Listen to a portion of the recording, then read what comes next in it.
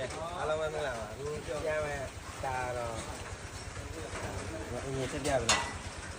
လားသူ့ရဲ့သူတာကိုအော်တိုကောင်းတော့ကောင်းပြောင်းပြီဒါကညီလေးတယောက်တော့လောက်ရပြီလေကဟိုနာမည်ကြီးတော့ပါလေ TNSA လားပါအခုတော့လောက်ရပြီလားအခုကသူကထိုင်းမှာမိုးကြိုးပြစ်ပြီးတော့နှာခေါင်းကနည်းနည်းရှက်ထိပါတော့နှာခေါင်းယောဂဖြစ်နေလို့သူကလာမနေ့တော့ဆောင်းမဖွင့်နိုင်တော့ဘူးအကြောင်းဒီကားကိုရအောင်မယ်ဒီမှာလက်ပြရတာအလိုင်းလေးတောင်းနဲ့ဒီမှာအလိုင်းလေးလောင်းနဲ့အော်တိုဘီယာပါဒီနေ့ရတစ်ခင်မကျန်တော့လားဒီမှာဒီတော့ဒီမှာပြေးရမယ့်ကားလေးဒီ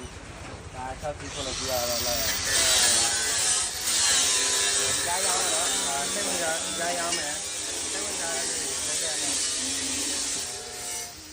ဒီပေါ်နဲ့ပဲရအောင်မယ်အော်တိုတာဘူးဒါသူ့တော့မပြီးတော့ဘူးပေါ့နော်ဘာလို့ဆိုတော့သူကနှာခေါင်းမှာမိုးကြိုးချက်ထိပြီးတော့နှာမူးယောဂဖြစ်နေတယ်သူကဒါမဲ့သူဆောင်းမဖွေးတော့ဘူးအဲ့ဒါရအောင်မယ်နော်